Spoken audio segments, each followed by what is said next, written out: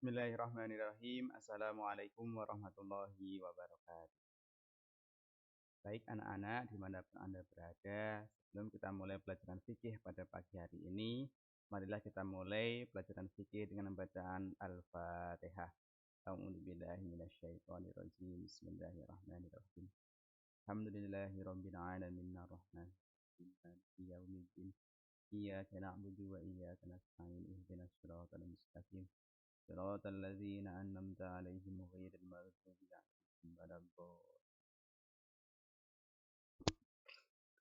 Amin amin ya rabbal alamin. Semoga dengan membaca doa tadi dalam belajar pagi hari ini dan seterusnya kita tambah semangat, dimudahkan segala urusan kita. Allahumma amin. Dan terutama kita harus selalu jaga kesehatan, selalu sehat, selalu fit agar terhindar dari COVID-19.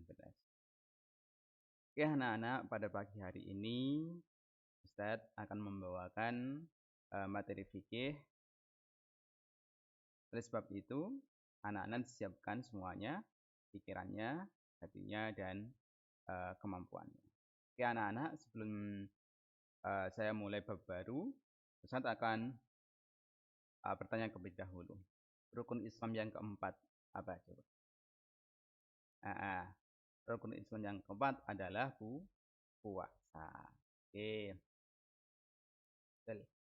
Puasa yang sudah kita lakukan setiap tahun, barangkali adik-adik sudah mengerti, anak-anak sudah mengerti tentang puasa. Akan tetapi makna yang lebih jauh anak-anak belum mengerti. Oke, pada saat ini kita akan menerangkan mengenai bab puasa. Oke, anak-anak, setiap tahun kita sudah berpuasa. Akan tetapi kita harus lebih semangat lagi agar puasa tidak bolong, terutama di bulan Ramadan. Oke. Anak-anak sekalian, apakah puasa itu? Coba, apa puasa itu? Puasa adalah menurut bahasa ini. Menurut bahasa artinya adalah saum, yaitu menahan diri dari segala sesuatu. Menahan diri dari segala sesuatu. Itu menurut bahasa. Sedangkan menurut istilah itu, secara istilah adalah puasa merupakan menahan diri dari segala sesuatu yang membatalkan puasa, mulai dari terbit fajar sampai tenggelamnya matahari. Oke, jadi ulangi lagi. Puasa menurut bahasa artinya adalah saum, yang artinya adalah menahan diri.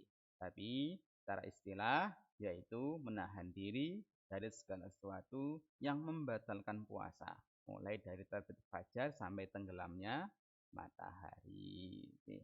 Anak-anak coba diulangi. Apakah puasa itu menurut bahasa? Menahan diri dari segala sesuatu yang membatalkan puasa.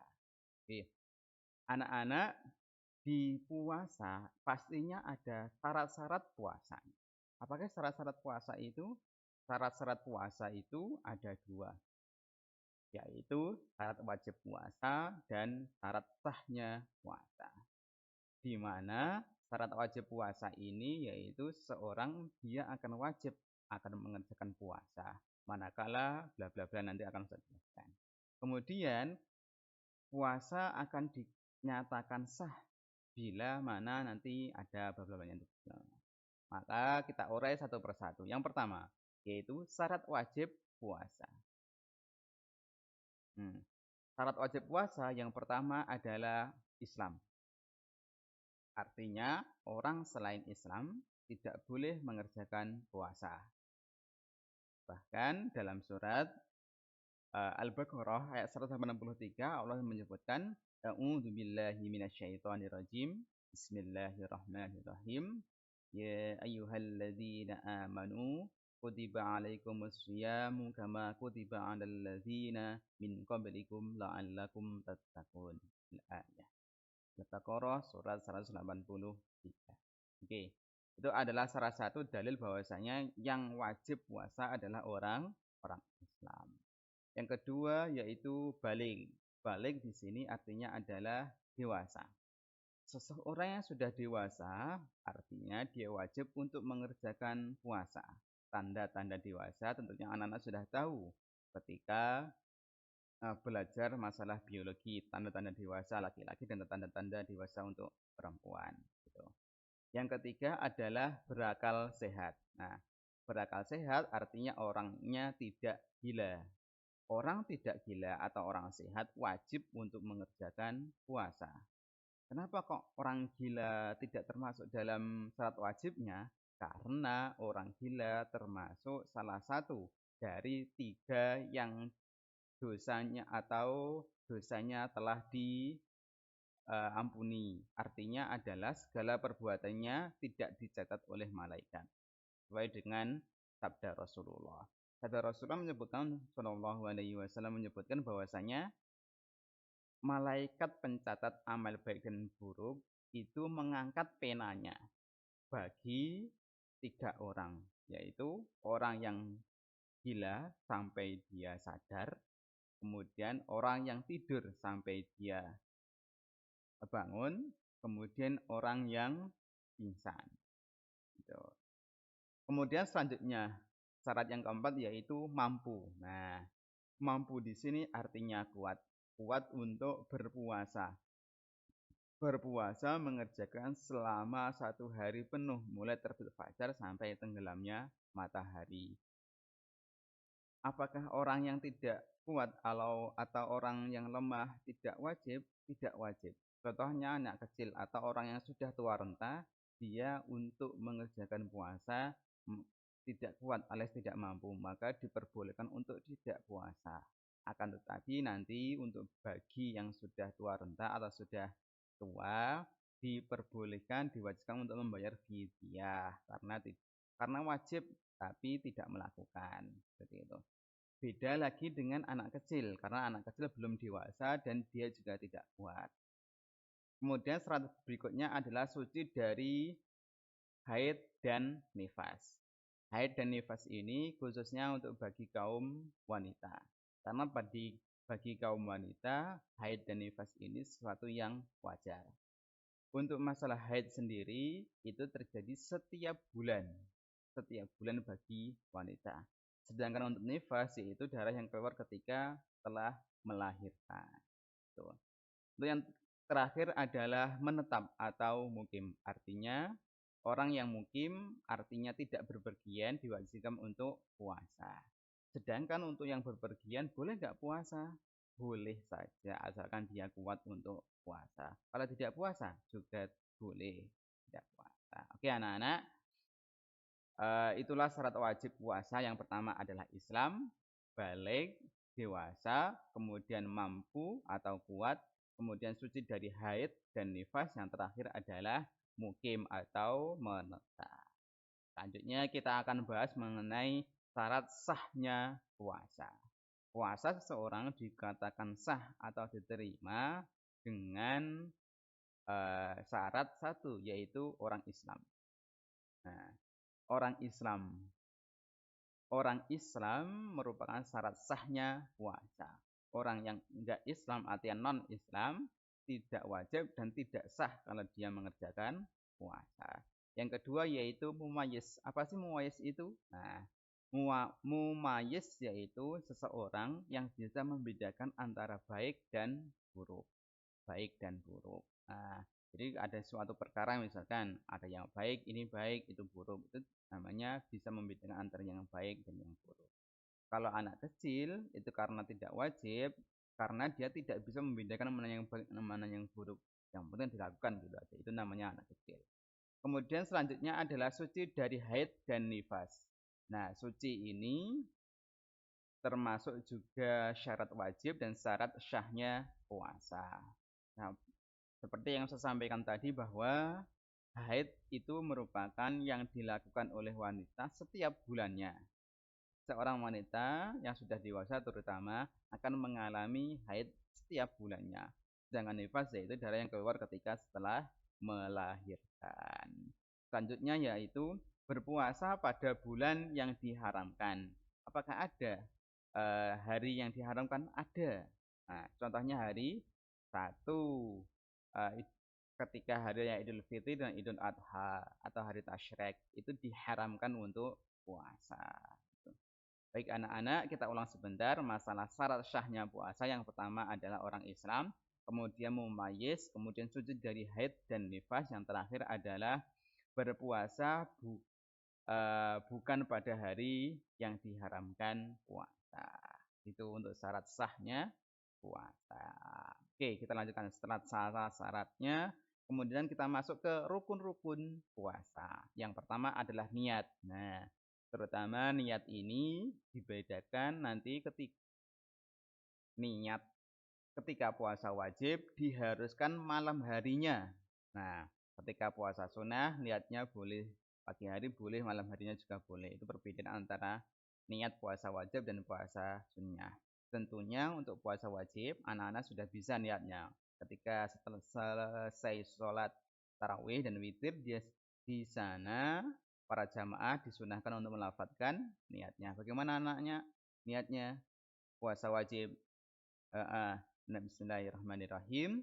Nawaitu shaumal ghadi an adai fardhi syahri ramadhana hadhihi sanati fardhol lillahi ta'ala. Ditambahi la haula wala quwata illa billah. Boleh Ustaz? Boleh. Boleh saja. Itu menandakan bahwasanya hanya Allah yang bisa memberi kekuatan dan kekuatan batin dan kekuatan mental. Oke, selanjutnya yang kedua adalah maksudnya rukun yang kedua yaitu meninggalkan segala sesuatu yang bisa membatalkan puasa, mulai terbit fajar sampai tenggelamnya matahari. Nah, nanti setelah ini kita akan bahas sesuatu yang bisa membatalkan puasa. Tetapi rukun-rukunnya ada dua mudah, yaitu niat dan menghindari atau menjauhi segala sesuatu yang bisa membatalkan puasa, mulai terbit fajar sampai tenggelamnya matahari. Oke anak-anak. Setelah rukun-rukun, ada syarat wajib dan syarat sahnya. Kemudian kita akan membahas mengenai sunnah-sunnah puasa. Jadi sunnah-sunnah puasa itu adalah berkenaan dengan perbuatan kita sehari-hari, yang mana bila kita kerjakan mendapat pahala, tentunya yang berlipat ganda apalagi di bulan puasa, dan apabila tidak dikerjakan juga tidak apa-apa. Akan tetapi sunnah di sini dalam kata kutip adalah sayang, atau dalam bahasa Jawa istilahnya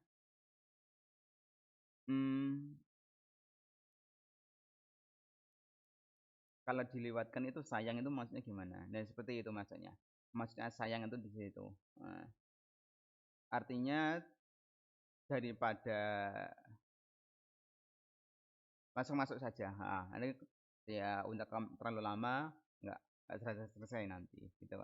Syarat yang pertama yaitu makan sahur. Nah, makan sahur di sini merupakan salah satu dari sunnah-sunnah puasa. Kenapa kok makan sahur menjadi sunnah-sunnah? Karena orang puasa itu membutuhkan energi, dan energinya itu manusia didapat dari makan sahur. Kalau nggak makan sahur apa boleh Ustaz? Boleh saja, tetapi ditakutkan nanti akan lemas, lemah, tidak akhirnya berpikiran yang enggak, akhirnya berpikiran untuk membatalkan puasa dan lain sebagainya. Itu salah satu sunnahnya. Dalam sebuah hadis disebutkan bahwasanya tasahharu fa inna fi sahuri barokah. Bersahurlah karena dalam sahur itu terdapat barokah. Tuh. Kemudian yang kedua yaitu setelah makan sahur ada mengakhirkan makan sahur. Nah, mengakhirkan makan sahur di sini artinya mendekati imsak. Nah, sebelum imsak dimulai hendaknya kita disunahkan untuk makan sahur paling terakhir. Apakah jam 1 atau jam 2 boleh Ustaz? Boleh saja, akan tetapi sunnahnya adalah mengakhirkan sahur. Nah, kemudian yang ketiga adalah menyegerakan berbuka. Jadi sunnahnya itu agak agak cepat gitu. Gini, contohnya gini. Mengakhirkan sahur dan menyegerakan berbuka. Itu termasuk dari salah satu daripada sunnah-sunnah puasa. Ketika sudah azan dan Allahu Akbar, sudah azan baru kita langsung meneguk meneguk air. Itu salah satu daripada sunnah puasa. Yang keempat adalah membaca doa ketika berbuka puasa. Tentunya anak-anak sudah hafal doa berbuka puasa. Ayo kita mulai. Allahumma laka sumtu wa bika amantu wa ala rizqika aftartu bi rahmatika ya arhamar rahimin. Nah, kalau nggak hafal Ustaz, insya Allah dihafalkan. Kalau cuma bismillah saja boleh. Lebih baik tambah lagi juga nggak apa-apa. Alhamdulillah, bismillahirrahmanirrahim itu. Karena dengan kita membaca bismillah dan alhamdulillah, syukur pada Allah. Itu adalah rasa syukur kita karena sudah mendapatkan rezeki, yaitu berbuka dan bisa makan seadanya atau minum seadanya. Oke, anak-anak. Untuk selanjutnya sunah puasa yaitu memberi makanan bagi yang sedang berbuka puasa. Jadi kalau seandainya tetangga kita yang berpuasa, kita juga puasa, lebih baik kita memberinya makanan atau istilahnya dalam bahasa yang Indonesia adalah takjil. Nah, memberi takjil boleh, memberi nasi juga boleh, yang penting memberi. Gitu. Apalagi di bulan puasa. Kemudian yang selanjutnya yang keenam, meninggal hal-hal yang mengurangi nilai puasa. Contoh yang paling sederhana adalah kita ketika berpuasa berkata jorok. Karena sudah terbiasa, naudzubillah sebenarnya. Dan semoga anak-anakku semuanya tidak melakukan dan tidak terbiasa mengerjakan hal ini, karena berkata jorok itu sesuatu yang nggak bermoral dan nggak berakhlak. Misalnya ketika berpuasa anak-anak berkata jorok, akhirnya hal itu sebenarnya tidak membatalkan puasa, akan tetapi mengurangi nilai puasa. Contoh nilainya katakanlah dapat 1000, kemudian berkata jorok dikurangi 100, akhirnya masih 900. Ya kalau satu kali, kalau banyak kali akhirnya kan akan habis nanti. Oke, untuk selanjutnya yaitu memperbanyak amal soleh, terutama membaca Al-Quran dan sedekah. Nah, seperti sunah-sunah sebelumnya, dalam membaca Al-Quran dan sedekah ini banyak manfaatnya dan juga banyak pahalanya, berlipat ganda apalagi di bulan puasa. Yang memberikan takjil, memberikan buka puasa bagi yang puasa, sama halnya dengan ya berpuasa. Jadi kalau seandainya saya berpuasa, tetangga saya berpuasa, saya memberikan makan untuk tetangga saya yang mau berbuka. Nah, itu pahalanya sama dengan pahala yang didapat. Saya mendapatkan pahala yang didapat oleh yang berpuasa. Akhirnya saya mendapat 1, katakanlah saya mendapat 100 dari makanan saya sedangkan tadi dapat 100, akhirnya menjadi 200. Seperti itu kalkulasi. Itu sebagai contoh saja. Tapi untuk nilai pahala sendiri, Ustaz sendiri juga kurang tahu seberapa besarnya. Yang jelas adalah akan ditingkatkan dan dilipat gandakan. Yang terakhir adalah i'tikaf di masjid. Nah, ini salah satu sunah-sunah yang ada di dalam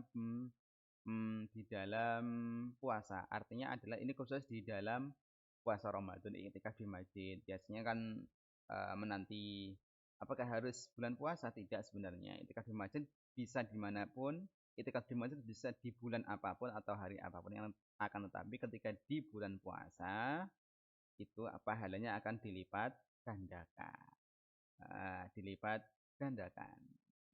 Apalagi iktikaf di masjid ketika malam-malam ganjil, insya Allah kita akan mendapatkan Lailatul Qadar, yaitu satu malam yang melebihi dari 1000 bulan. Semoga nanti kita anak-anak juga mendapatkan Lailatul Qadar. Allahumma amin. Oke anak-anak, untuk yang terakhir kalinya saya sampaikan seperti ini. Manusia diciptakan untuk mengabdi kepada Allah, gitu. Mungkin pelajaran fikihnya cukup sekian. Saya akan mengambil quotes, manusia diciptakan untuk mengabdi kepada Allah, seperti ini. Cukup sekian, dipelajari lagi yang sudah saya sampaikan. Nanti jika tidak begitu paham, bisa dibuka bukunya halaman 51, fikih kelas 8. Oke, untuk anak-anak, terima kasih. Terus belajar, terus semangat, membaca buku, dan berdoa. Dan yang penting adalah jaga kesehatan. Baik anak-anak, billahi taufiq wal hidayah. Wassalamualaikum warahmatullahi wabarakatuh.